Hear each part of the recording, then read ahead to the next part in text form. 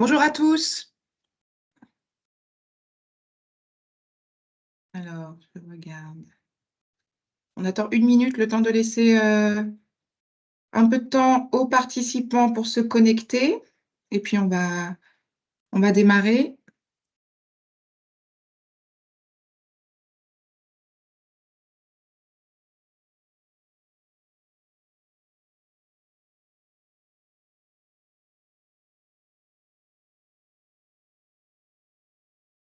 J'attends jusqu'à 11h01, Jean-François. Ça te va. Ok, pas de souci. Mm.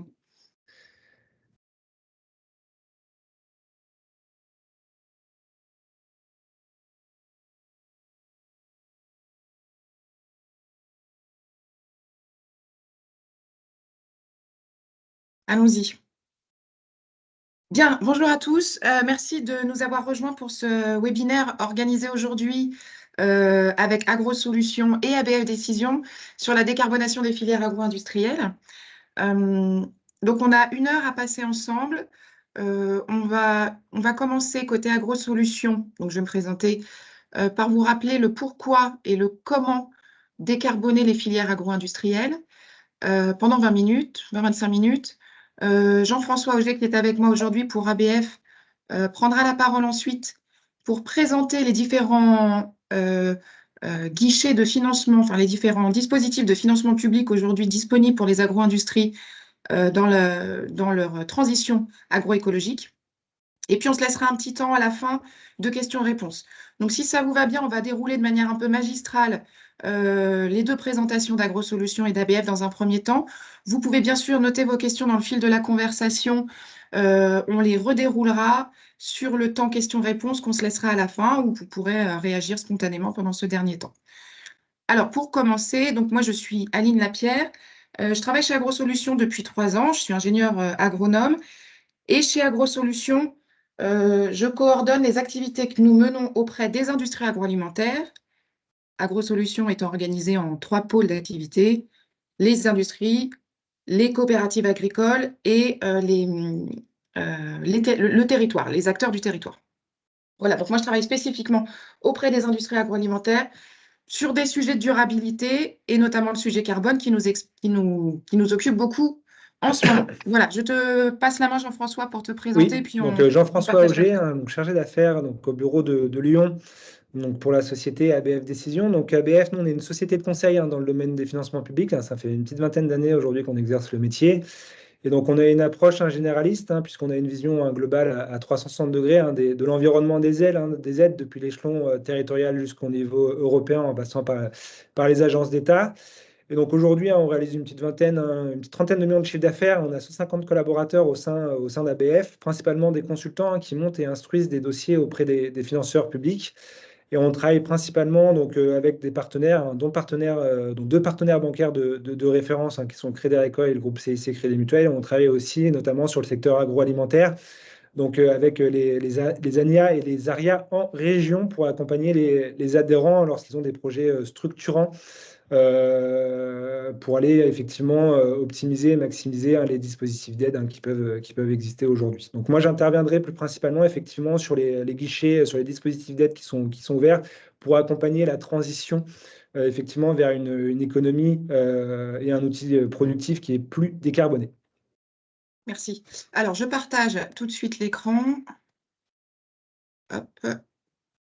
Et je vais vous mettre un diapo. Jean-François, tu vois bien? Tout va bien? Oui, parfait. Ok, super. Eh bien, on commence. Alors, en 2 mots, très rapidement. Donc, je vous présente AgroSolutions. Donc, nous sommes le cabinet d'expertise conseil en agriculture et environnement de l'Union des coopératives InVivo. AgroSolutions regroupe aujourd'hui une 50aine de collaborateurs répartis dans 6 bureaux régionaux, le gros des équipes étant basé à Reims. On intervient sur 6 domaines d'expertise. Notre cœur de métier historique, qui est vraiment l'expertise agronomique, avec un lien très fort à l'amont agricole. Un domaine d'expertise climat qui va nous occuper aujourd'hui. On a également une équipe d'ACVistes qui peuvent réaliser des ACV pour accompagner les agro-industries dans leur démarche d'éco-conception produit. On travaille sur les agri-énergies, donc le méthane, l'agrivoltaïsme, entre autres. On a une équipe biodiversité à la dispo des IA pour les accompagner sur leur reporting biodiv également. Et on travaille sur la résilience alimentaire des systèmes de production et des filières, notamment face à l'enjeu adaptation du changement climatique. Donc aujourd'hui, on va surtout parler atténuation, mais nous intervenons également sur ce sujet de l'adaptation.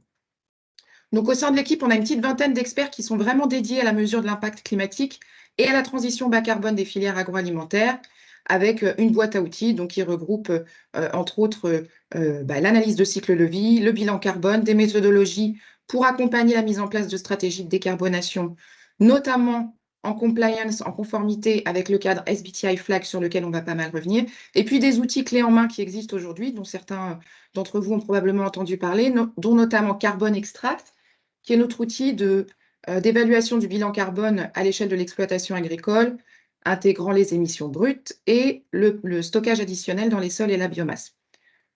AgroSolutions est vraiment, cherche vraiment toujours à aller récupérer de l'information sur l'innovation pour pouvoir la transmettre aux agro-industries. On est impliqué aujourd'hui dans des projets de recherche à dimension européenne et en France sur les sujets de la finance carbone et des méthodologies de comptabilité carbone. On pourra y revenir, je ne détaille pas plus pour ne pas perdre trop de temps ici. Je vous remets quelques références sur les travaux qu'on réalise aujourd'hui auprès des acteurs de la recherche et des agro-industries sur les sujets de décarbonation. Donc, AgroSolutions est co-rédacteur de la feuille de route décarbonation pour la filière Grand Culture, donc mandaté par Intercéréales et Terre Univia, et en partenariat avec Carbone 4, pour définir une situation de référence et des scénarios de décarbonation à horizon 2030. On a travaillé avec des grands groupes de l'amont agricole, notamment Axéréal, sur la réalisation de bilan carbone.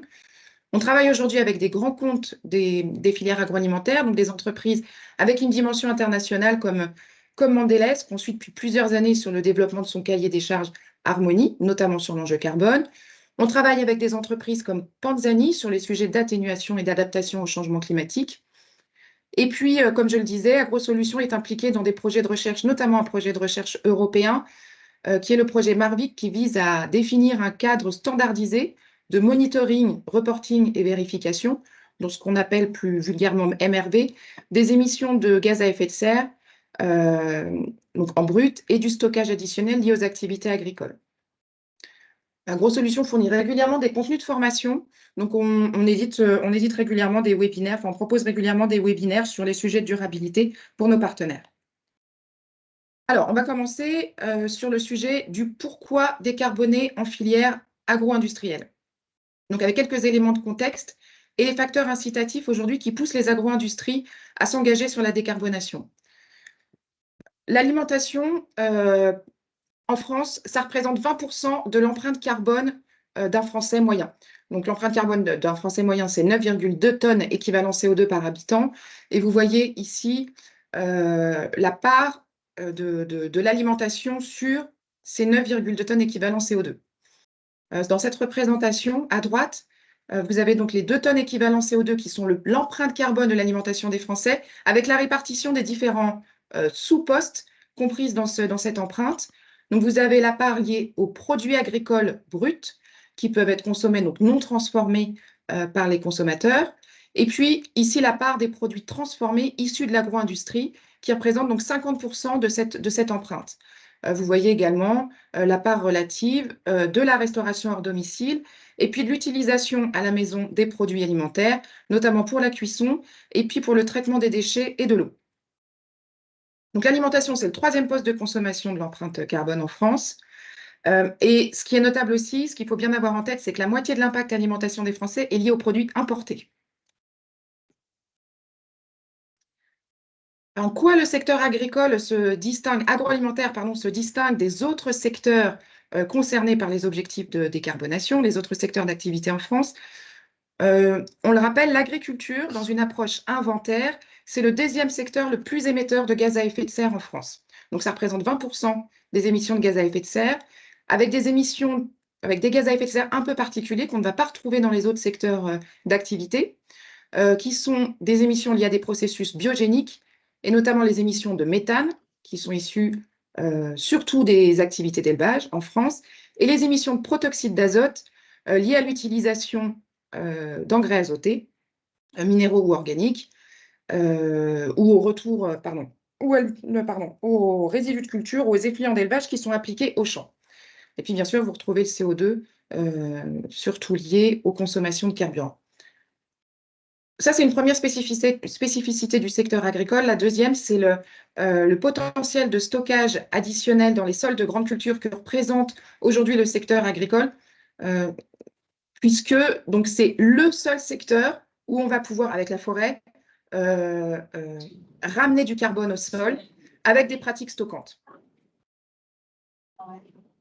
À l'origine de tous les objectifs de décarbonation fixés au secteur d'activité aujourd'hui, vous avez l'accord de Paris, donc un accord international qui vise à limiter le réchauffement climatique en dessous des 2 degrés par rapport au niveau pré-industriel.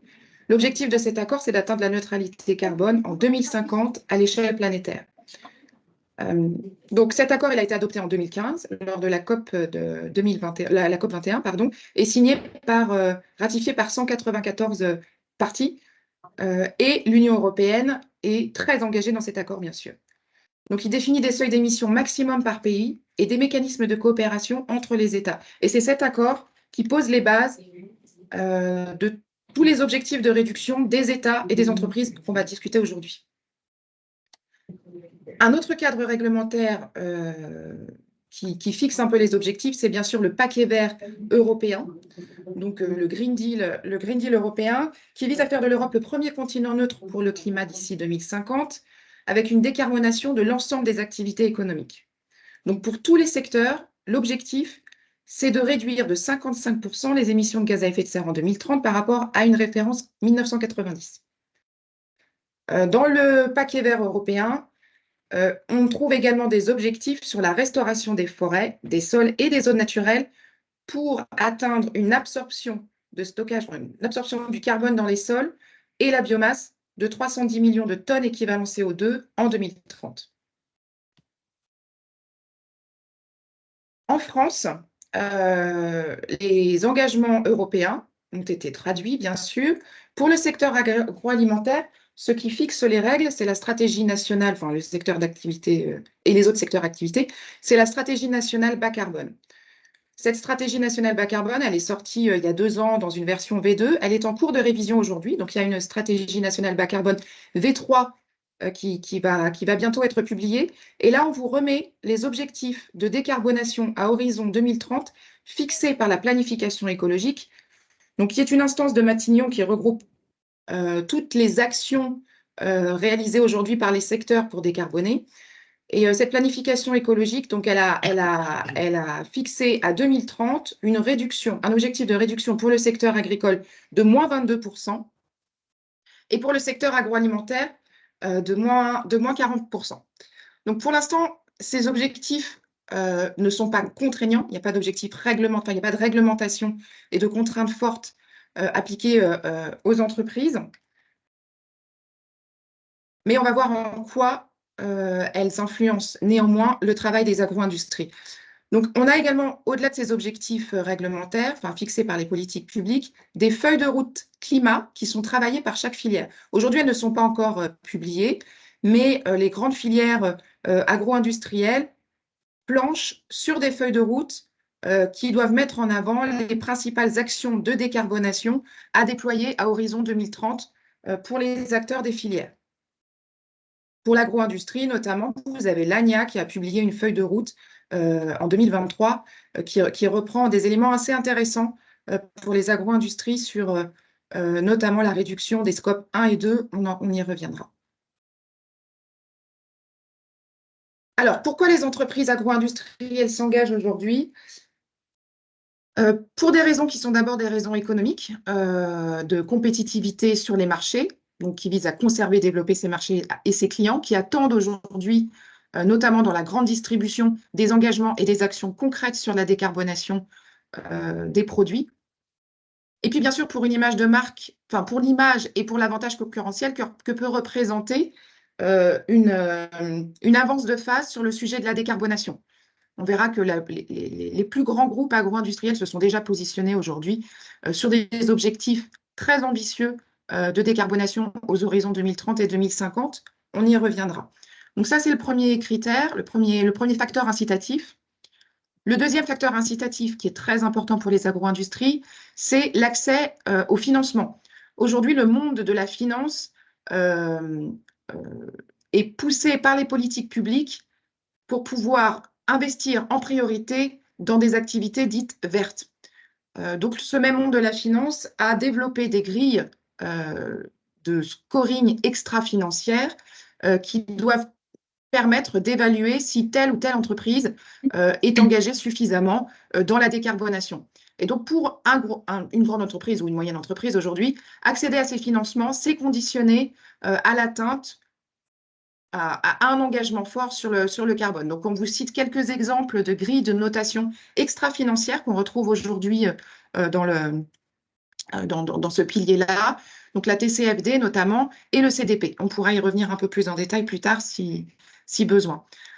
Enfin, sur le plan réglementaire, je pense que pas mal d'entre vous aujourd'hui est occupé par la CSRD, donc la Corporate Sustainability Reporting Directive, donc, qui est un texte européen qui a été traduit à la fin de l'année dernière dans les textes de loi français, qui fixe les nouvelles règles de reporting extra-financier pour les agro-industries, avec une exigence marquée, notamment sur le reporting carbone, on pourra y revenir. Donc, un reporting extra-financier sur le carbone plus fort et qui va concerner de plus en plus d'entreprises. Aujourd'hui, ce sont essentiellement les très grandes entreprises qui sont soumises à la CSRD, donc celles qui sont déjà soumises à la réglementation sur la DPEF. Mais l'objectif de l'Europe, c'est d'élargir aux entreprises de taille intermédiaire puis à toutes les entreprises ces exigences de reporting carbone dans le cadre de la CSRD. Pourquoi décarboner enfin? Aujourd'hui, les agro-industriels sont mis en avant avec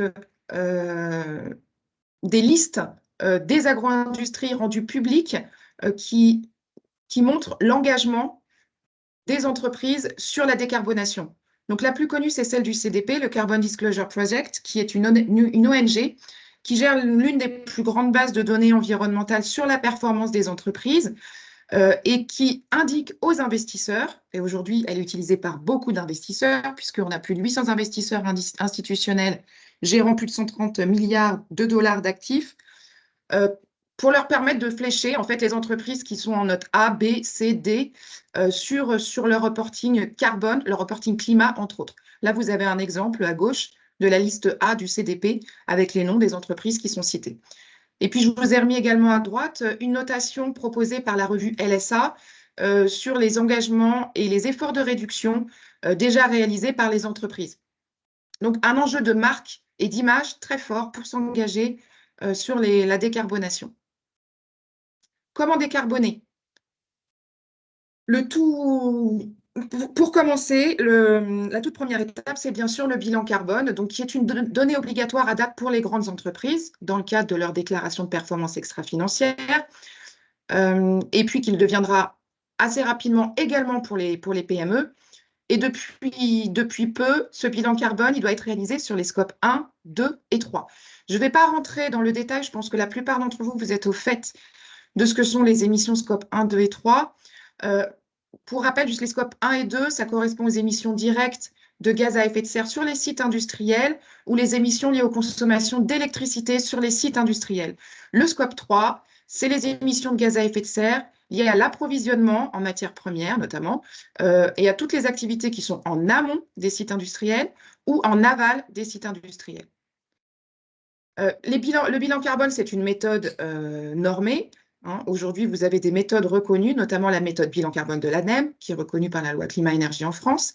Vous avez la méthode GHG protocole, qui est reconnue par la démarche SBTi. Et puis, c'est également une méthode qu'on retrouve dans la norme ISO 1464 ou 69. C'est vraiment l'étape obligée pour une trajectoire de décarbonation. Et ce qui distingue le secteur agroalimentaire par rapport aux autres secteurs, c'est le poids très lourd du scope 3, donc et notamment dans ce scope 3 de l'amont agricole. Vous avez ici la répartition des émissions de gaz à effet de serre par scope dans le secteur agroalimentaire. Donc les émissions directes, scope 1, scope 2, scope 3 ici. Quelques spécificités du secteur agroalimentaire qu'il faut bien avoir en tête quand on parle décarbonation. On est sur un secteur hyper dispersé, Donc aujourd'hui, vous avez un tiers des émissions de gaz à effet de serre en France qui sont émises par 98% de toutes petites entreprises ou de petites entreprises. C'est un secteur qui est également directement impacté par le climat et ses variations. On a des industries de première transformation aujourd'hui, notamment le sucre, l'amidon, le lait, qui sont très dépendants de besoins en chaleur et notamment gaz naturel. On a un secteur qui est marqué aussi par une compétition forte sur les matières et les résidus issus de la transformation, les sous-produits fermentables valorisables en énergie notamment. Et puis, le secteur agro-industriel, il faut le rappeler, est quand même déjà engagé depuis plusieurs années sur la réduction de ses émissions de gaz à effet de serre, notamment pour des raisons économiques liées aux consommations d'énergie sur les sites industriels. Vous êtes bien au fait aujourd'hui de l'envolée du prix de l'énergie de ces dernières années, qui a enclenché donc une réduction des émissions directes entre 2015 et 2022 de 21% sur le scope 3 pour les agro-industries en France. Alors, les principaux cadres et initiatives qui encadrent les démarches de décarbonation des entreprises en France aujourd'hui. Alors, je vais tout dérouler. Vous avez les initiatives qui encadrent les objectifs et les moyens de décarbonation, et notamment le plus connu qui est la Science Based Target Initiative, le SBT. On y reviendra plus tard.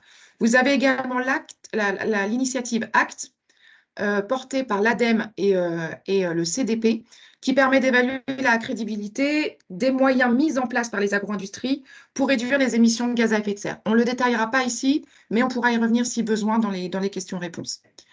Ces initiatives, elles interagissent en fait avec des référentiels méthodologiques pour la comptabilisation des émissions de gaz à effet de serre.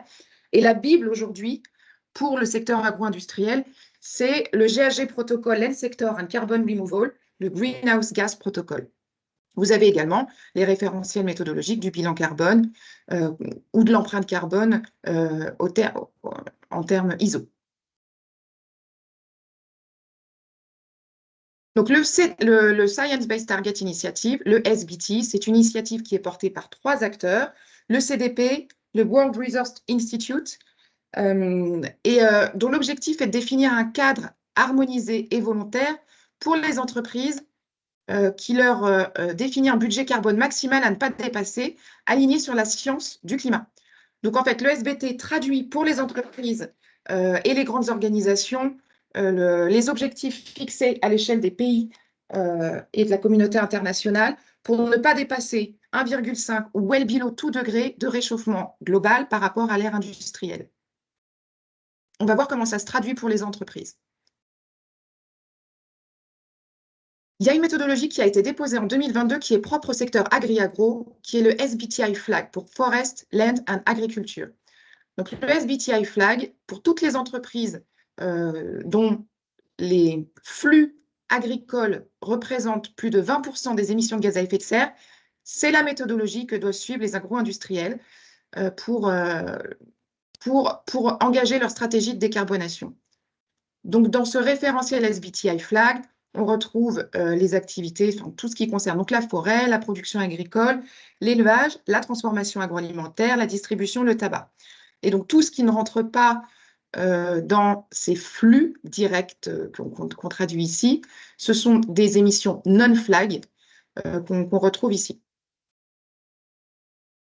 Donc, les entreprises qui sont déjà conformes au SBTI, puisqu'on avait un cadre SBTI générique qui existe depuis de nombreuses années, les industries agroalimentaires se sont déjà engagées, pour certaines d'entre elles, dans une décarbonation SBTI générique. Pour celles qui ont une activité agro-industrielle, il s'agit maintenant de traduire des objectifs spécifiques FLAG. En termes d'échéance, l'objectif attendu pour les entreprises qui sont déjà engagées SBTI, c'est de déposer un dossier de décarbonation FLAG au plus tard à mi-2025. Et les entreprises qui n'ont pas encore fixé d'objectif SBT générique et qui sont concernées par le FLAG devront travailler directement sur une stratégie de décarbonation qui suit ce cadre méthodologique. Lorsqu'on fait une comptabilité des émissions carbone et que lorsqu'on définit une stratégie de décarbonation des industries agroalimentaires, il y a plusieurs composantes à prendre en compte pour ces industries. Donc, c'est tout ce qui est lié à la gestion des terres, donc aux pratiques agricoles, Donc, les émissions entériques, les terres inondées, la fertilisation, les résidus de culture, le machinisme, tous ces postes d'émissions sont à prendre en compte de manière obligatoire. Ce qui est également à prendre en compte de manière obligatoire, c'est ce qui est lié au changement d'affectation des sols. Donc qui concerne la déforestation, la conversion de zones humides ou de forêts en terres arables. Un troisième poste optionnel qui peut être pris en compte par les agro-industriels, c'est les absorptions de carbone dans les sols, donc liées aux pratiques, par exemple, de restauration de forêt, à l'amélioration des pratiques forestières ou à l'agroforesterie. Je vous cite ici quelques exemples de leviers qui existent pour réduire l'empreinte de l'amont agricole. Donc, vous avez tout un panel de leviers qui sont étudiés depuis nombreuses années, caractérisés chacun par des potentiels d'atténuation de carbone et des assiettes de déploiement. Donc, AgroSolutions travaille de longue date ces leviers et sur l'évaluation de leur intérêt pour les agro-industries, donc qui concernent l'efficience d'utilisation de l'azote, le raisonnement de la fertilisation, l'impact de l'azote apporté, pardon, les consommations d'énergie, la gestion du système de culture et de la rotation pour tout ce qui concerne la réduction des émissions de gaz à effet de serre. Vous avez également des leviers propres au stockage de carbone dans les sols. J'en cite quelques-uns ici, l'agroforesterie, l'allongement des rotations, l'insertion de prairies temporaires ou le retour au sol de matières organiques. Pardon.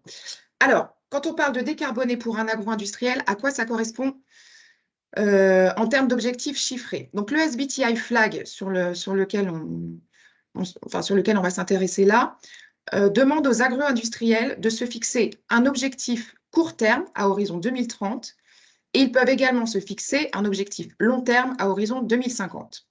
Pour l'horizon 2030, l'objectif court terme sur tout ce qui concerne le flag, ça va être moins 30% de réduction de gaz à effet de serre par rapport à une année de référence si vous raisonnez en valeur absolue.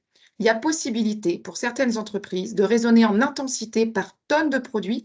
Donc le SBTi flag prévoit des trajectoires de décarbonation spécifiques pour une dizaine de commodités aujourd'hui et les agro-industriels peuvent choisir de travailler sur de l'absolu ou de l'intensité.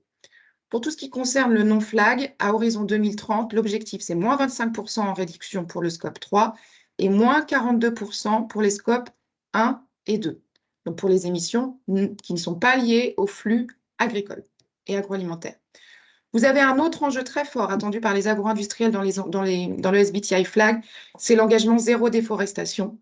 Donc plus de matières premières dans la production doit entraîner de la déforestation à 2025. Donc, je vous le disais, les agro-industriels peuvent également se fixer un objectif de décarbonation à horizon 2050. Donc, pour tout ce qui concerne le flag, ça va être moins 72% de réduction en valeur absolue. Et pour le non-flag, une petite coquille ici, c'est moins 90% en valeur absolue. Là, on parle de réduction d'émissions. Ce qui est important dans le SBTi flag, c'est la possibilité pour les agro-industriels de travailler également sur de la compensation. Cette compensation, elle peut intervenir si vous vous engagez sur un engagement net zéro à partir de 2050 via les actions de compensation obligatoire qui vont permettre de compenser les émissions incompressibles avec du stockage de carbone dans les puits de carbone. T'étais là? Non, je viens d'arriver. Ah, excusez-moi, il y a quelqu'un qui n'a pas coupé son... Un tour, je t'ai vu. Allô, allô, il y a quelqu'un qui n'a pas coupé son d'accord, micro. ok. Ouais, ouais. Non, j'avais un Allô, train. allô Enfin bon, bref. D'accord. Allô Logistique, je suis pas là le jeudi d'habitude. Ah, ok. Voilà. Hello. Non, Attendez, je vais c'était essayer très de bien voir ton qui- intervention. Ouais. Ouais, c'est trop bien de. Excusez-moi, chouette, je vais hein, essayer de comme comprendre. idée. Et puis, cool. on a. Enfin, Mathilde, c'est vrai que ce que disait Ludivine, attendez, j'avais pas beaucoup préparé en on fait, a mais un j'ai essayé de petit tourner ça de problème. un peu plus Excusez-moi. besoin COP, quoi. On est souvent dans la technique quand on parle de nos offres. T'as fini, Caroline? Ouais, ils font quoi là? Ils font du carbone ou du- Excusez-moi. non Ah là là. Ok. Bref, ouais, tu vas être un peu plus concret. Excusez-moi 2 secondes. Non, c'est bien. Et puis là, du coup, Thierry m'a recontacté en me disant 5 mars, Andros, c'est parti. Ouais, très bien. Ouais, Super. c'est cool. Pardon pour ce petit raté. On a un micro ouvert. Bon, on continue. Pardon, merci. Donc, où en sont les coopératives et les industriels agroalimentaires dans leur démarche de décarbonation? J'avance vite parce qu'il est déjà 30. Jean-François, je te rassure, j'ai bientôt fini. Donc, aujourd'hui, vous avez beaucoup de grands groupes agro-industriels qui se sont engagés, voire qui ont déjà validé des engagements SBT génériques, dont certains SBT flag. Alors, pour le SBT flag, ceux qui sont connus aujourd'hui pour avoir déjà validé des objectifs de décarbonation, c'est Danone et Rémy Cointreau. Sinon, vous avez ici un aperçu de quelques grandes entreprises qui ont pris des engagements sur 2030 ou 2035, voire 2050 sur du long terme, avec des dossiers qui sont en cours d'instruction par le SBT ou déjà validés. Alors, je suis désolée, on a dû aller très très vite sur cette partie SBT Flag qui est très riche, donc on pourra revenir dans le temps questions-réponses, essayer de répondre à vos questions sur ce sujet. Je voulais juste rappeler pour terminer qu'aujourd'hui, AgroSolutions propose aux agro-industriels un accompagnement spécifique sur le bilan carbone de vos activités, donc conforme bien sûr au cadre GHG, Landsector, and Carbon Removals. AgroSolutions est référencé, Jean-François en reparlera, par des guichets tels que ceux de la BPI sur du DIAC Décarbonation qui permet aux agro-industries de financer, de cofinancer des bilans carbone. Je vous cite ici quelques réalisations qu'on a fait. Et puis, on accompagne, au-delà du bilan carbone, donc cette photo initiale, on accompagne les agro-industriels sur leur stratégie de décarbonation en conformité avec le SBT. Et on travaille donc sur les trajectoires souhaitables de décarbonation pour atteindre ces objectifs qui, vous l'avez vu, sont très ambitieux. Moins 30% à horizon 2030, autant dire demain. Donc, ça veut dire, pour les agro-industries, quel levier actionner en priorité sur l'amont agricole. Hop. Enfin, le pilotage de la performance carbone, elle peut être raisonnée à l'échelle d'un groupe avec une approche bilan carbone. Elle peut être également évaluée à l'échelle du produit. Et c'est d'autant plus important quand un agro-industriel va chercher à réduire son scope 3, donc l'empreinte carbone de son amont agricole, entre autres. Et pour ça, AgroSolutions peut vous accompagner sur des analyses de cycle de vie, donc analyse multicritères ou focus carbone sur la performance des produits sur toute la chaîne de valeur, avec des approches qui sont soit des approches complètes, soit des approches simplifiées. Et bien sûr, cet ACV, c'est la base pour partir sur une démarche d'éco-conception en entreprise, donc qui permet de réduire l'empreinte sur toute la chaîne de valeur. Et enfin, là où on peut vous accompagner, ça va être sur le calcul d'empreinte carbone à la culture. On a aujourd'hui dans notre boîte à outils des outils de calcul qui permettent de massifier le calcul d'empreinte carbone sur des milliers de parcelles, avec la possibilité de calculer donc, une empreinte carbone de la culture à la sortie champ ou entrée usine. Voilà, je m'arrête là. Juste un petit reminder pour vous présenter, donc pour vous rappeler que le 15 février prochain, Morgane, Geoffrey et Paola chez AgroSolutions vous présenteront les outils de reporting carbone qu'on met à disposition aujourd'hui des agro-industries, entre autres, pour assurer leur compliance avec le SBTi Flag. Je m'arrête et je te passe la main, Jean-François. Alors, je coupe le partage. Je vous remercie pour votre attention et donc à vos dispos pour reprendre les questions-réponses à la fin. J'arrête le partage, Jean-François, et je te passe la main. Très bien, merci. Merci Aline pour toutes ces explications. Je vais partager mon écran. Tu vas me dire si c'est bon pour toi, si c'est bon pour vous. Oui, c'est bon. Oui. Donc, tous ces sujets autour de la transition énergétique et écologique, ils sont très prégnants aujourd'hui. Pas plus tard que la semaine dernière, donc j'ai rencontré un client maraîcher en Haute-Savoie qui produisait des tomates pour un distributeur suisse. C'était 50% de son chiffre d'affaires.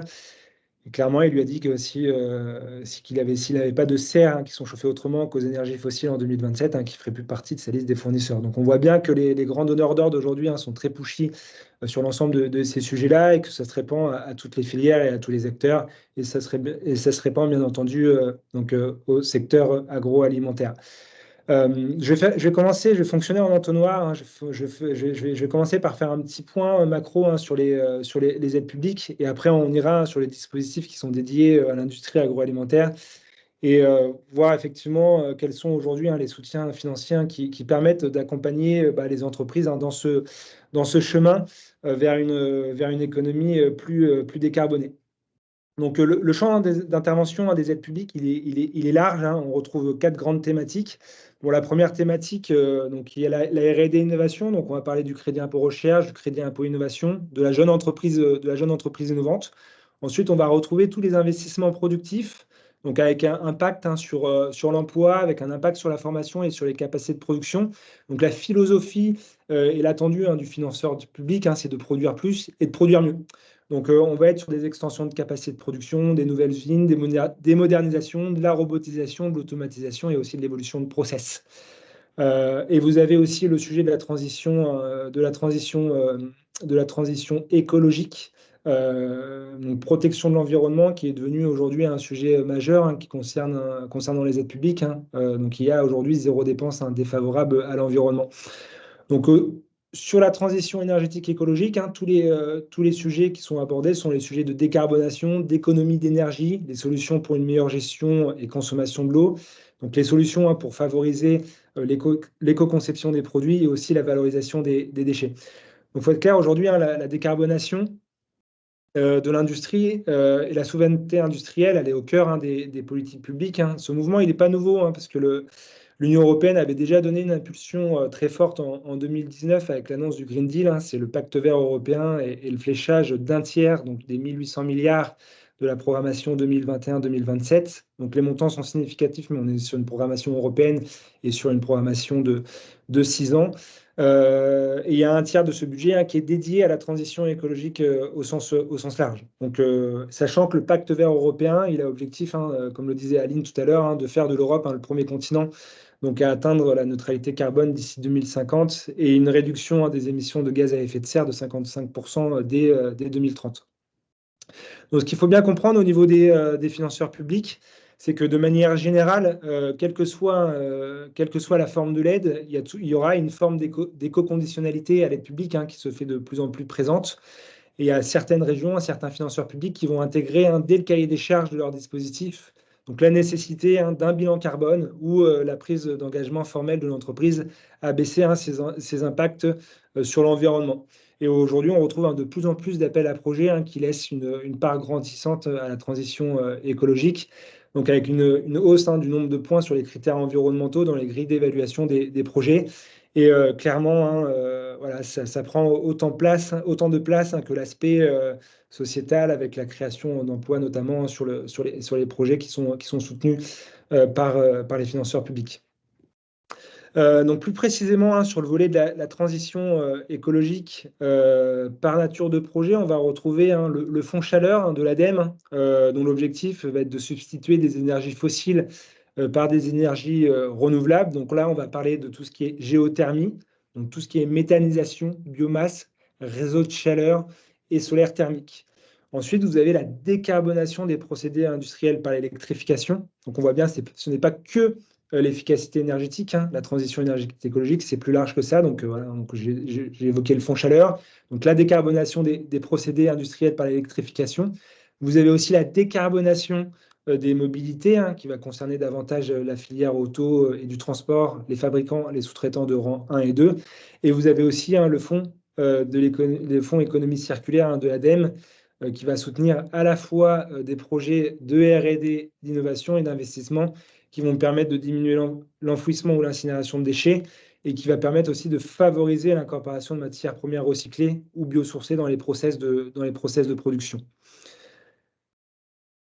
Donc, on le voit bien, il y a une accélération des budgets qui sont liés à la transition énergétique et écologique. Donc, les budgets pour 2024, donc c'est 10 milliards pour la planification écologique. Et ce qu'il faut retenir, c'est 50 millions d'euros pour le renforcement du plan eau, donc qui est piloté par les agences de l'eau en France, et aussi 800 millions d'euros supplémentaires pour le fonds chaleur. Le fonds chaleur, je le rappelle, c'est pour soutenir les projets qui permettent de remplacer les énergies fossiles par des énergies renouvelables. Donc, on voit bien aussi que les agences d'État qui sont en charge de la planification de la transition énergétique écologique sont dotées aujourd'hui de budgets bien plus conséquents que les années précédentes. Parce qu'on voit que le budget de l'ADEME, notamment, a augmenté de manière significative en 2023 avec 4,2 milliards d'euros de budget et qui est alimenté principalement par France 2030. Donc au niveau des aides qui peuvent être mobilisées, donc on se rend compte ici de la multitude des guichets qu'il peut y avoir, et on comprend que le guichet unique il n'existera probablement jamais. Donc on retrouve bien sûr les aides territoriales, donc les métropoles, les communautés de communes, les départements qui peuvent proposer des dispositifs d'aide. Plus particulièrement, voilà, ils ont un pouvoir économique qui est quand même assez restreint, et les aides les aides territoriales de ces financeurs publics se cantonnent bien souvent à des aides à l'immobilier.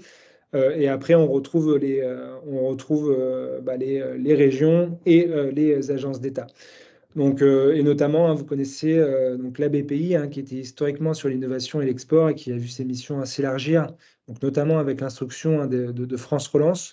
La BPI aujourd'hui gère pour le compte de l'État les appels à projets qui visent à soutenir l'investissement industriel des entreprises de secteurs stratégiques, aéronautique et automobile, mais aussi tous les investissements visant à sécuriser les approvisionnements critiques et accompagner des projets d'investissement industriel dans les territoires.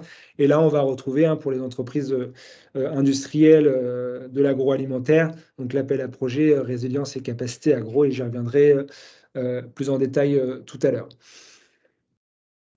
Donc il y a trois niveaux, 3 étages, donc les aides territoriales, les aides nationales, et on peut aussi retrouver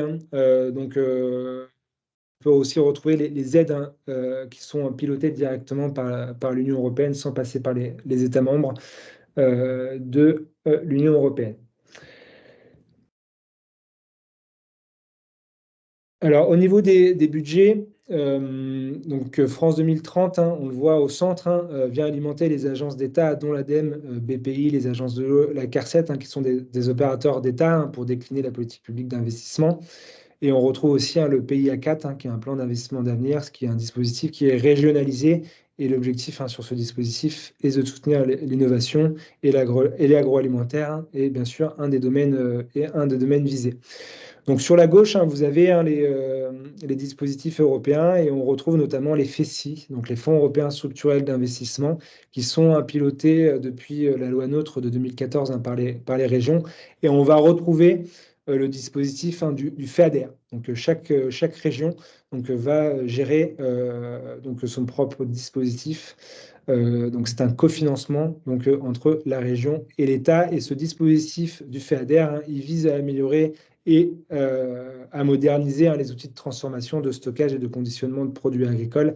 Et bien sûr, vient aussi aider les entreprises à décarboner leur activité. Donc les dépenses qui sont éligibles sur ce dispositif d'aide qui est le FEADER, ce sont les équipements et matériels, et aussi tous les investissements immatériels dès lors qu'ils sont directement liés à l'investissement matériel. Et donc on va retrouver les frais d'études du matériel, les prestations de mise en service, les logiciels informatiques, les études et les diagnostics environnementaux ou sociétaux.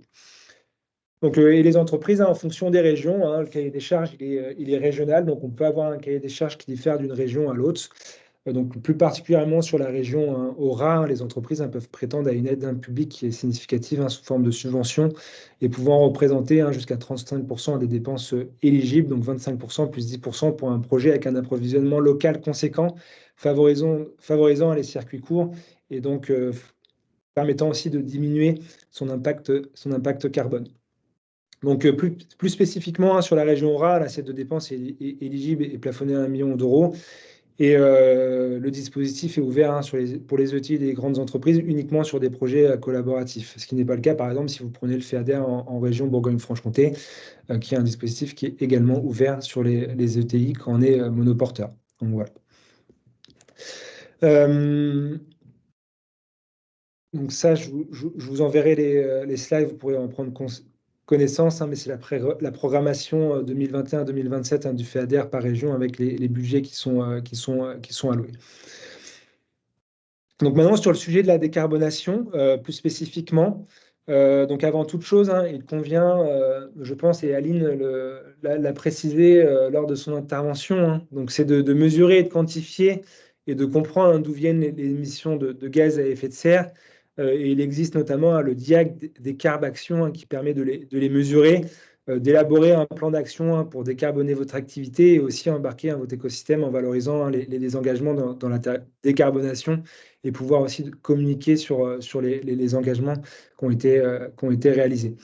Donc là, c'est un diagnostic qui est cofinancé avec l'ADEME. Donc c'est un budget de 4 000 € pour les entreprises de moins de 250 salariés, donc après subvention de 60%, et n'ayant aucune démarche de bilan GES réalisée dans les 5 dernières années, et 6 000 € pour les entreprises de moins de 500 salariés après subvention de 40%. Donc là, c'est vraiment pour le DIAG des carbes actions. Il est vraiment destiné aux entreprises qui souhaitent engager vraiment leur première démarche sur ces sujets. Donc, ce qui est intéressant, c'est de toute manière, de toute façon, pour pouvoir engager des actions, à un moment donné, il faut pouvoir mesurer pouvoir mesurer l'existant et pouvoir surtout élaborer un plan d'action. Et c'est sur ce plan d'action que des financements vont être engagés par l'entreprise et ces engagements pourront, in fine, être soutenus par les financeurs publics. Donc, il y a plusieurs lectures selon la nature du projet. Donc, je suis un industriel de l'agroalimentaire ou autre, et je souhaite réduire mes consommations énergétiques et fossiles. Donc, on va parler là précisément de diagnostic, d'audit, d'investissement industriel qui vont porter sur la performance énergétique. Et dans ce cadre-là, on peut solliciter à l'ADEME via des dispositifs tels que l'appel à projet des cartes flash. Donc là, il est pour des projets inférieurs à 3 millions d'euros et des carbes indus pour des projets supérieurs à 3 millions d'euros. Donc, on va parler de récupération de chaleur fatale, d'amélioration de l'efficacité énergétique des process, de la réduction des énergies fossiles, sur du process, de l'isolation du bâtiment industriel, de chaleur et froid renouvelable et d'études techniques.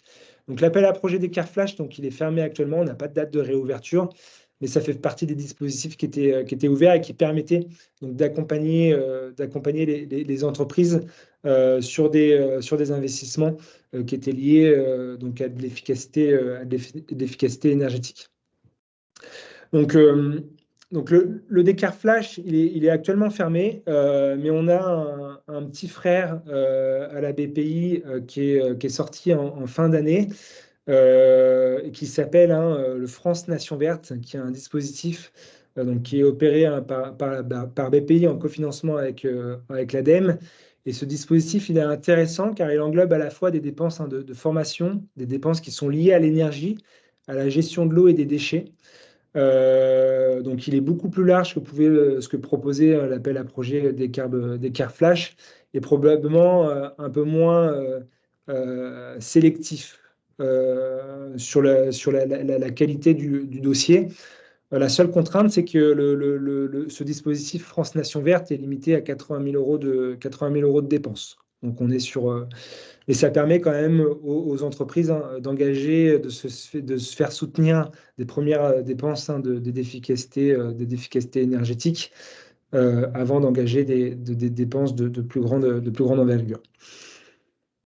Ensuite, vous avez la deuxième lecture. Donc, c'est « Je suis un industriel et je souhaite faire un investissement dont le progrès environnemental est l'objectif premier, donc avec un impact sur la filière. » Donc là, on va plutôt parler d'études de faisabilité, de projets de R&D innovation avec amélioration de la performance environnementale des produits, services et procédés. Et donc là, dans ce cas, je vais développer une brique technologique pour un applicatif qui est grand public ou un industriel.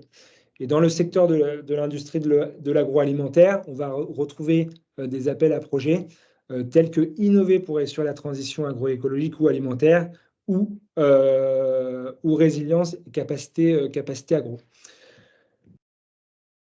Donc, concernant l'appel à projet innover pour réussir les transitions agroécologiques et alimentaires, donc là, on était sur l'objectif de cet appel à projet, c'est de venir soutenir des projets de R&D sur deux thématiques principales. C'est innover pour réussir la transition agroécologique et les besoins alimentaires de demain. Donc, sur la première thématique, on sera sur des solutions innovantes portant sur les agroéquipements, sur le numérique en agriculture, sur le biocontrôle, sur la biostimulation, sur la biofertilisation, sur la valorisation des ressources génétiques ou la combinaison de l'ensemble de ces leviers. Et sur la thématique 2, on va être plutôt sur le fait de développer des aliments qui sont plus sains ou plus durables ou mettre en point des process innovants au service de la traçabilité, de la qualité et la sécurité sanitaire de l'alimentation et aussi de répondre aux problématiques d'alimentarité des emballages. Donc là, l'idée, c'est de développer des nouveaux outils pour guider les différents acteurs de la chaîne alimentaire vers des comportements qui sont plus vertueux et améliorer la traçabilité et la transparence de l'information des consommateurs. Donc là, on pouvait être soutenu sous forme de subvention et d'avance remboursable. Donc sachant qu'on pouvait aller de 20 à 80% des dépenses retenues en fonction si on était sur de la R&D innovation ou plutôt sur de l'investissement productif.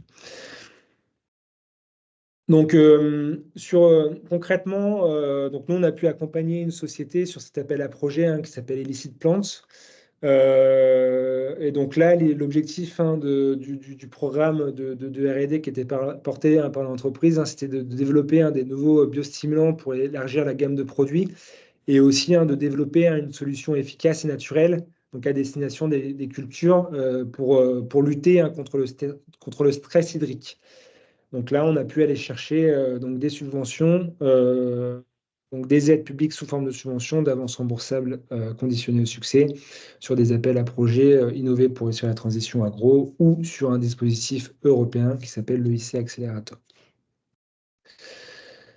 Donc on retrouve aussi pour le secteur industriel agroalimentaire des dispositifs d'aide tels que résilience et capacité agro. Ces deux dispositifs qui sont actuellement fermés, mais qui devraient réouvrir cette année. On n'a pas les dates de réouverture, mais dans le cadre de France 2030, on attend une réouverture d'ici l'été pour ces deux appels à projets. Concernant capacité, résilience et capacité agro, donc l'appel à projet est visé à soutenir des projets sur 4 thématiques d'industrialisation qui sont stratégiques pour la filière, notamment la relocalisation des maillons de la chaîne de transformation agroalimentaire qui sont essentiels à la production réalisée en France. Donc l'industrialisation pour répondre aux besoins alimentaires de demain, donc tout ce qui est lié à l'alimentation humaine et animale sous conditions, alimentarité dans l'emballage, traçabilité, etc. Tout ce qui est lié à l'industrialisation pour réussir la transition agroécologique et aussi des démarches collectives de transition et de résilience des filières agricoles et agroalimentaires. Donc là, les projets qui étaient attendus, ils couvraient des unités de production industrielle, l'installation de lignes pilotes, donc en vue d'une ou d'une première commercialisation sur un procédé industriel ou de production d'un produit innovant, l'extension de sites et l'augmentation significative de capacité de production, donc la modernisation d'unités de production et les développements de plateformes multimodales. Donc, il faut bien comprendre que l'ensemble des appels qu'on soit sur des dispositifs qui soient pérennes dans le temps, notamment au niveau régional, ou que ce soit sur des appels à projets qui sont opérés par les agences d'État et qui fonctionnent de date à date, on laisse toujours une part qui est grandissante à la transition écologique, avec un nombre de points sur les critères environnementaux dans les grilles d'évaluation des projets qui est de plus en plus importante et qui est de plus en plus regardée. Il faut bien comprendre que sur ces appels à projets, donc il y a plusieurs régimes d'aide qui peuvent être appliqués, dont le régime protection de l'environnement. Et quand il est appliqué, c'est sur l'assiette de dépenses éligibles. Et le calcul de cette assiette, il se fait sur le surcoût environnemental du projet. Et cela nécessite de présenter un scénario contrefactuel aux financeurs publics pour comparer l'installation de ski existant avec une installation de référence. Donc c'est très, très important de le mettre en avant. Et nous, notre valeur ajoutée, donc ça sera effectivement d'augmenter au maximum l'assiette de dépenses éligibles, donc en présentant une installation de référence au coût le plus bas possible pour avoir un taux de soutien le plus élevé. Donc, je vais vous présenter deux cas concrets sur cet appel à projet. Jean-François, excuse-moi, je t'interromps 2 secondes parce qu'il reste 6 minutes. C'est un peu de ma faute, j'ai débordé au démarrage. Oui. Est-ce qu'on peut se laisser 3-4 minutes pour les questions? Ouais, pas de souci. Je finis juste sur cet appel à projet, et puis après, je laisserai la main. Donc, sur Korikiki. Donc, c'est une société qui est basée en Pays de Loire et qui fabrique et commercialise des produits vegan qui sont alternatifs donc, à la charcuterie et à la viande. Et le projet de la société, c'était de créer donc, un site industriel pour contribuer donc, à la structuration de la filière des protéines végétales en France et réduire donc, l'impact environnemental de la production de viande animale. Donc, on voit bien aussi là la composante environnementale et l'impact que ça peut avoir aussi sur les émissions de gaz à effet de serre.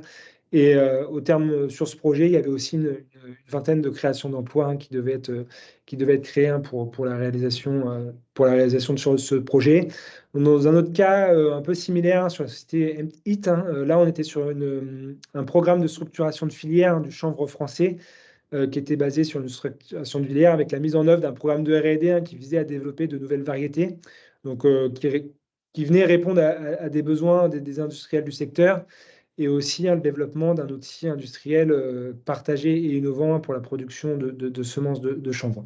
Donc on voit bien qu'il faut qu'il y ait un impact sur la filière et aussi un impact environnemental qui soit relativement important. Donc pour conclure, je dirais que le sujet de la transition écologique et énergétique, il y a énormément de transversalité entre les financeurs publics, entre les dispositifs de ADM, donc le PIA 4, qui est le plan d'investissement d'avenir, qui est France 2030, qui est régionalisé, et les dispositifs régionaux et les fonds européens. On voit très bien qu'il y a une part grandissante de l'impact environnemental dans la présentation dans la présentation des dossiers et que on peut parfois cumuler dans le respect des plafonds de ce que nous autorisent les régimes d'aide, les dispositifs d'aide. Je pense que j'ai fait le tour de ce que j'avais à dire. Après, il y a quelques règles à respecter en termes d'aide publique. C'est de bien valider son éligibilité en fonction de la taille de l'entreprise, de son secteur d'activité. Bien vérifier sa situation financière, parce qu'on est auprès des financeurs publics, on est sur 1 euro de fonds propres pour 1 euro d'aide publique. Et bien vérifier aussi l'adéquation du projet avec les objectifs de l'aide. Ça, c'est vraiment très important. De faire sa demande dans les temps, donc pas de devis ou pas d'acompte versé, parce qu'il y a la règle d'incitativité des aides publiques. Donc bien faire sa demande auprès des financeurs publics avant d'engager la demande et aussi l'optimisation de son budget.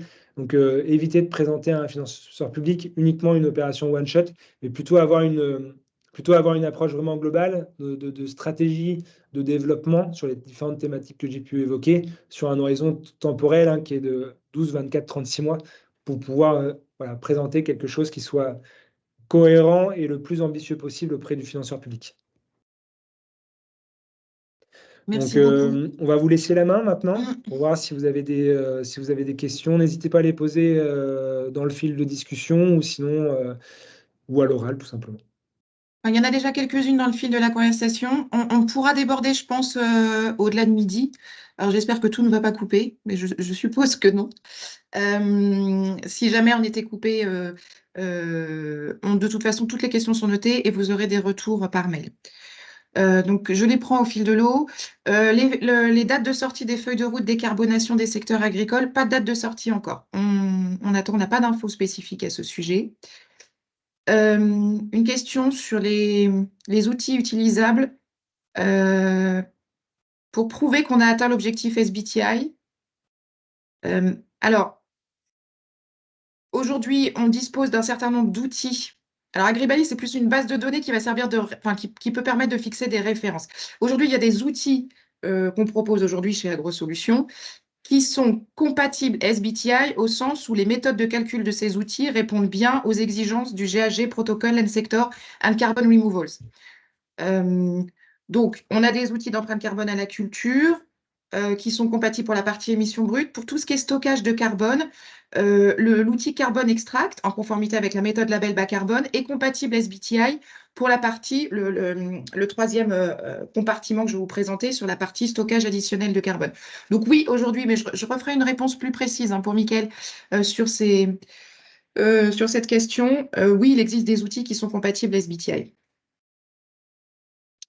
Nous avons une question sur le lien entre SBTI et label bas carbone. Alors, je ne sais pas si Morgane est là, notre experte carbone, je ne suis pas sûre. Oui, je vous ai Ah, rejoint. super, trop bien, génial. Alors ouais, sur le lien entre SBTi et label bas carbone, il n'y a pas de en fait, c'est plutôt dans le cadre d'une stratégie, SBTi, l'objectif porte principalement sur la réduction des émissions, de son entreprise, si on s'engage dans une stratégie et dans un objectif, net zéro, on s'engage aussi sur, la compensation, des émissions, résiduelles à horizon long terme, des émissions résiduelles de son entreprise qu'on n'a pas réussi à réduire.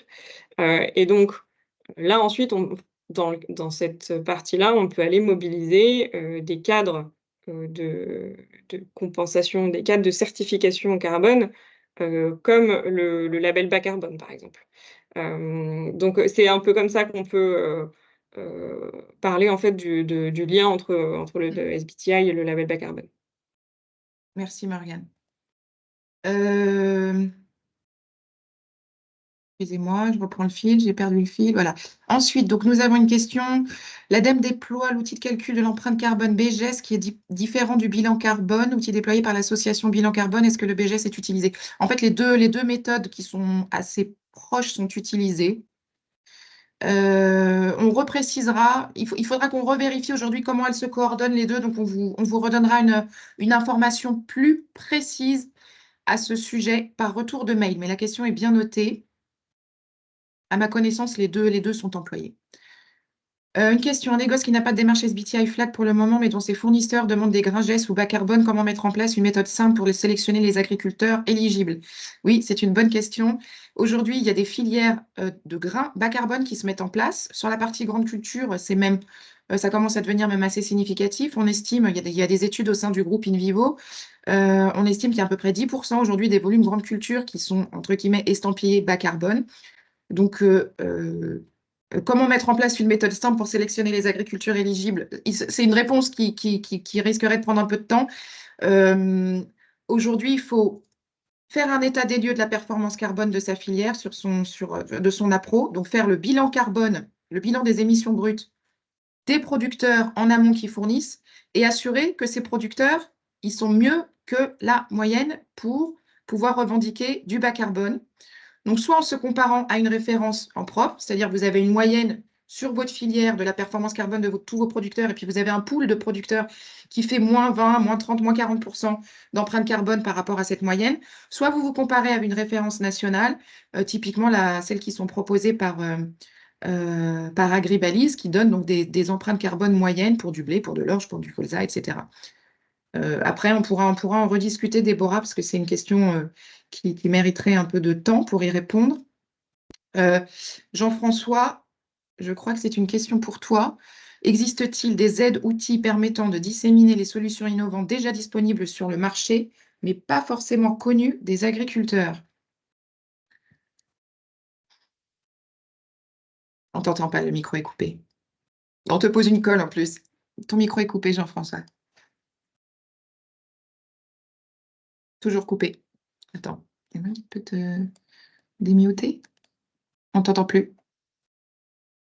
Le micro. La Voilà. question, elle a été posée à quelle heure pour que je puisse la relire? 11h52. 11h52. Mm. Existe-t-il des aides, outils permettant de disséminer les solutions innovantes déjà disponibles sur le marché, mais pas forcément connues des agriculteurs? Pas à ma connaissance. Je vais pas avoir. Non, c'est une bonne question parce qu'aujourd'hui, dans les leviers Ouais. bas carbone, dans les leviers bas carbone actionnables par les agriculteurs, vous avez des technologies plus ou moins matures. Vous avez dû commencer à entendre parler, je suppose, des engrais décarbonés, donc les engrais verts, jaunes, bleus, sur lesquels on pourrait discuter, mais donc qui sont des solutions qui commencent à arriver, pas tout à fait matures, mais qui sont très prometteuses sur leur potentiel d'empreinte, leur potentiel de réduction carbone pour les filières, notamment pour les filières grande culture où l'impact de la fertilisation est très fort. Donc effectivement, pas connaissance aujourd'hui d'outils financiers, enfin d'aides financières pour déployer ces outils. Par contre, les entreprises agroalimentaires, les acteurs de l'aval ont des approches pour tenter, enfin pour accompagner leur amont agricole sur l'adoption de ces outils, des approches variées qui peuvent être des cahiers des charges, le déploiement de primes filières qui orientent les producteurs vers des outils plus ou moins innovants. Sur cette question aussi, on pourrait y revenir, mais pour moi, il me semble que c'est plutôt les agro-industriels aujourd'hui, les acteurs des filières en tant que tels, qui ont la main pour pousser le déploiement de ces solutions. Après, au niveau des aides, il y aura pas de. Au niveau des aides, à partir du moment où vous avez un budget de R&D et innovation et que vous développez une brique technologique qui peut avoir un impact sur la filière, il y aura un outil de financement public qui permettra de venir soutenir ce type de dépenses. Et on sera en plus sur des dépenses, on est sur des dépenses de R&D innovation.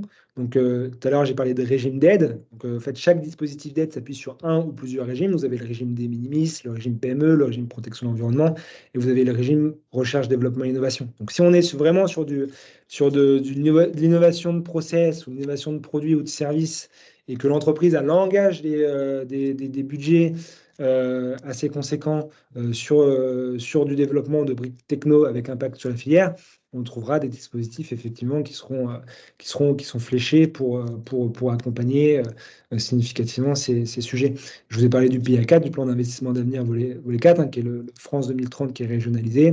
Ce dispositif, il a vocation, notamment pour le secteur agroalimentaire, de développer des briques techno avec impact sur la filière. Donc, et les dépenses minimum d'éligibilité, c'est 150 000 euros. Merci Jean-François. Alors, y a-t-il un système de contrôle spécifique, pardon, sur la CSRD? Je ne saurais pas vous répondre en l'état. Aujourd'hui, la CSRD, on l'a analysée chez AgroSolutions pour comprendre quelles étaient les obligations des entreprises, notamment en termes de reporting carbone, mais pas que. Donc la CSRD, c'est un cadre de déclaration extra-financière qui comprend une douzaine de grands enjeux dont l'entreprise doit assurer, sur laquelle l'entreprise doit s'engager, sauf si elle montre que l'enjeu ne la concerne pas directement. Donc la CSRD, il y a une première étape d'analyse de double matérialité, je ne vais pas rentrer dans le détail, qui doit permettre à l'entreprise d'identifier les enjeux prioritaires, carbone, biodiversité, eau, ou alors des enjeux sociaux. Et à partir du moment où l'enjeu est prioritaire, elle s'engage dessus et elle s'engage à remplir un certain nombre d'indicateurs. Donc, c'est des grilles qui sont assez lourdes à compléter. Donc voilà, je vous donne quelques infos génériques sur la CSRD. Système de contrôle spécifique, je ne sais pas répondre à la question. On la note et on essaiera d'y répondre par retour de mail.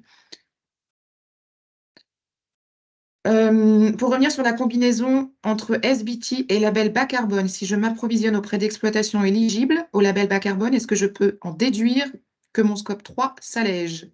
Morgane, je te passe la main. Oui. Alors justement, là-dessus, le SBT et le GHG ne sont pas encore très clairs. On pourrait comprendre que effectivement, si on a justement des agriculteurs qui sont engagés dans des projets label bas carbone au sein de sa chaîne de valeur et qui perçoivent du coup une rémunération issue des crédits carbone pour mettre en place des changements de pratiques. Une certaine lecture du SBTi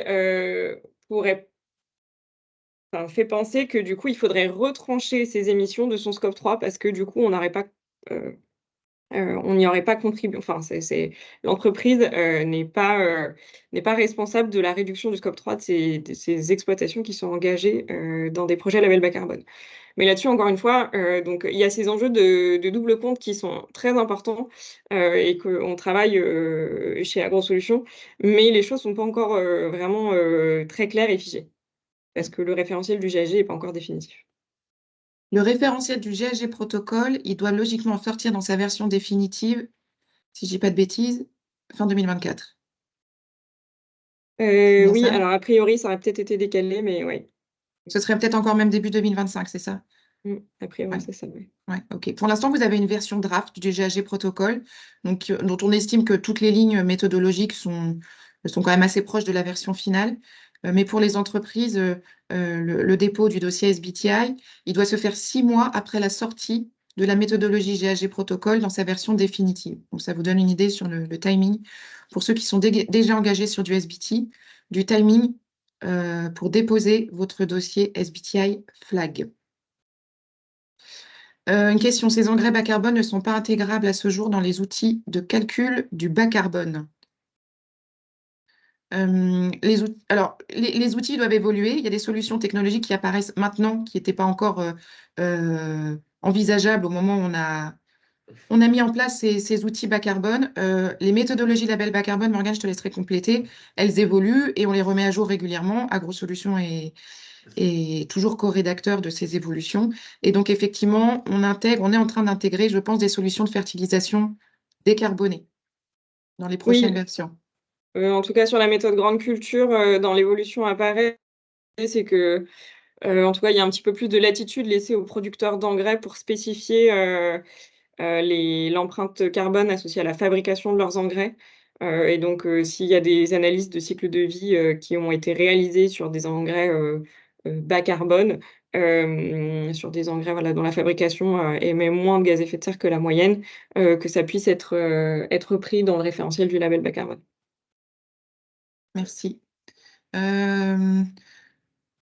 Ah oui, donc une remarque sur le fait qu'au-delà de l'aide financière apportée pour faire connaître les solutions aux producteurs, besoin de communiquer. Je pense que c'est aussi un des enjeux autour des feuilles de route proposées par les filières aussi, c'est faire connaître les leviers. C'est-à-dire dans les feuilles de route, vous allez avoir des scénarios et des leviers de décarbonation proposés. Donc ça fait partie un peu de l'objectif de ces feuilles de route. Effectivement, il est important que les producteurs soient au fait des solutions disponibles pour décarboner. Un réel enjeu à la comptabilité des méthodologies au niveau des produits. SBTI, label bas carbone, agribalise, 2 BSVS pour les filières bas carbone. Si ça continue, chacun va utiliser sa propre méthode. Oui, aujourd'hui, on est encore il y a encore un besoin d'homogénéisation. On le répète, ce qui fait foi aujourd'hui et ce qui est reconnu vraiment à l'international, c'est la méthode GHG Protocol and Sector and Carbon Removals. Après, effectivement, vous avez d'autres méthodologies qui peuvent s'appliquer aux produits, notamment celles qu'on retrouve dans la base de données Agribalise. Donc Agribalise, pour ceux qui ne connaissent pas, c'est la base de données française des inventaires et des analyses de cycle de vie qui recense l'empreinte environnementale de plusieurs centaines de produits agricoles et produits finis et qui est utilisée aujourd'hui pour les agro-industriels pour se fixer des références. Agribalise est en train d'évoluer. Le GIS Revalim, donc le groupement d'intérêt scientifique qui travaille sur le scoring environnemental des produits, fait évoluer Agribalise. Les méthodes de comptabilité bas carbone, type de BSBS, ça c'est un peu particulier. On n'est pas du tout sur un même niveau d'exigence par rapport au SBTI. Morgane, je te laisserai compléter, mais on est sur un cadre méthodologique qui pour l'instant était plus light, beaucoup moins exigeant en termes de reporting que ne l'est le GHG protocole. Mmh.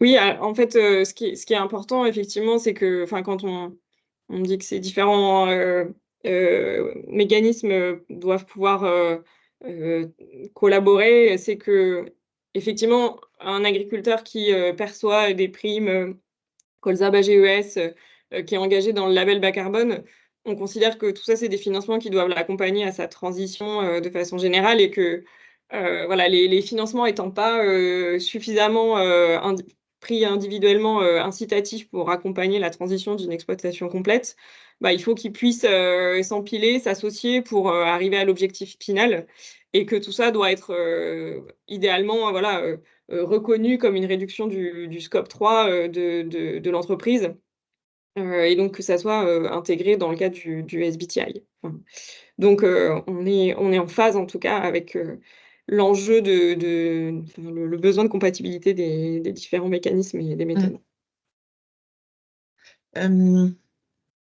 Il me semble que l'on ne peut pas retrancher des scopes la séquestration de carbone. Morgane, je te laisserai compléter. À ma connaissance, non, effectivement, ça doit être deux trajectoires qui sont suivies de manière distincte dans le cadre du SBTi. Vous avez un objectif qui concerne spécifiquement les émissions brutes et vous pouvez également vous engager sur du long terme, sur une trajectoire net zéro, en faisant valoir de la compensation, mais uniquement une fois que la réduction des émissions brutes est atteinte. En fait, Morgane, je te laisse peut-être préciser. Oui et puis, enfin, la partie séquestration doit toujours être comptabilisée de façon, séparée, effectivement de la partie émission. Et pour faire valoir, que justement la séquestration, a permis d'atteindre, ces objectifs SBTi, il y a un ensemble de règles de suivi et de traçabilité qui sont assez, importantes, avec une traçabilité continue, de la séquestration qu'on va valoriser pour atteindre son objectif SBTI. Donc effectivement, c'est bien séparé et la séquestration elle reste optionnelle, en tout cas dans l'atteinte de ces objectifs SBT et voilà, et assez exigeante demandée par le GHG. Merci Morgane. Bon, merci de votre patience. On a débordé de 15 minutes. On va pas reprendre d'autres questions. Je ne sais pas si Jean-François, il y avait quelque chose que tu voulais rajouter ou repréciser avant qu'on clôture le webinaire. Non, c'est bon, je pense que c'était clair. Bah, surtout qui n'hésitent pas à nous contacter individuellement s'ils souhaitent avoir des informations complémentaires, on est là pour ça. Absolument. N'hésitez pas à vous renvoyer nos questions ou à nous recontacter pour qu'on puisse aller plus loin sur ce sujet sur ces deux sujets qu'on a abordés aujourd'hui. On vous remercie beaucoup pour votre participation. On aura plaisir à échanger avec vous sur ces sujets et on vous souhaite une bonne fin de journée. À bientôt à tous. Merci.